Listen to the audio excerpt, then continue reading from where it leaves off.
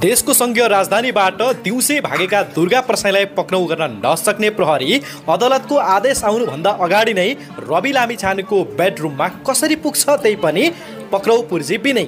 अनि रवि लामिछाने 2084 साल भित्र पनि छुटेनन् कारागारबाट भने रासोपाको भविष्य के हुन्छ?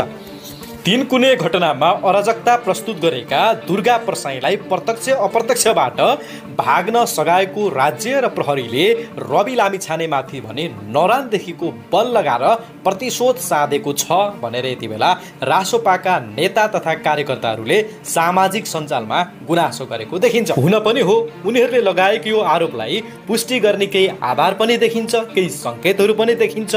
देशको संघीय राजधानीबाट फेस भ्यालु भएको व्यक्ति सबैले चिनेका दुर्गा प्रसाई रातारात कसरी झापाको बिएनसीसम्म आउन सफल हुन्छन्? काठमाडौँदेखि झापासम्म कति प्रहरी नाकाहरू छन्?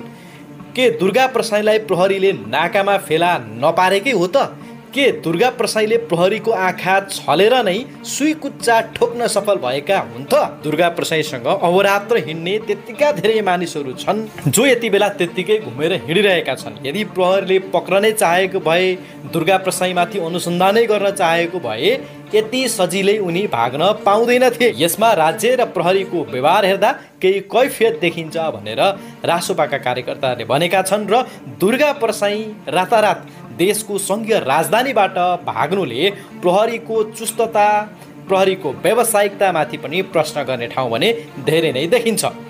दुर्गा प्रसाई कुनै बोर्डरको नजिकबाट विराटनगर, सुनौली, बुटवल जस्ता क्षेत्रबाट भएका होइनन् कि देशको संघीय राजधानी जो उपत्यका पनि हो, वरिपरिबाट डाँडा काँडाले घेरिएको छ, यस्तो ठाउँबाट दिउँसै फरार हुन सफल भएका छन् भने यता रवि लामिछानेलाई चाहिँ तुलसीपुर उच्च अदालतको बुटवल इजलासले पक्राउ गर्न दिएको आदेश बाहिर सार्वजनिक हुनुभन्दा अगाडि नै रवि लामिछानेको बेडरुममा प्रहरी पुग्नु र पक्राउ पूर्जी समेत नलिकन जानु, उनकै बेडरुममा बसेर बुट बजार्दै रवि लामिछानेलाई नै सोधेर पक्राउ पूर्जी लेख्नुले राज्य र प्रहरी रवि लामिछानेमाथि कतै प्रतिशोध त साधिरहेको छैन भनेर आम जनताले शङ्का गर्ने ठाउँ देखिएको छ। रवि लामिछानेमाथि कुनै एउटा, दुईटा, तीनवटा नभई पुरै 11-11वटा मुद्दा यति बेला अदालतमा विचाराधीन छ। रवि लामिछानेले सफाई प्राप्त गर्नका लागि यी सबै मुद्दाहरू एउटै नछोडिकन जित्न आवश्यक छ।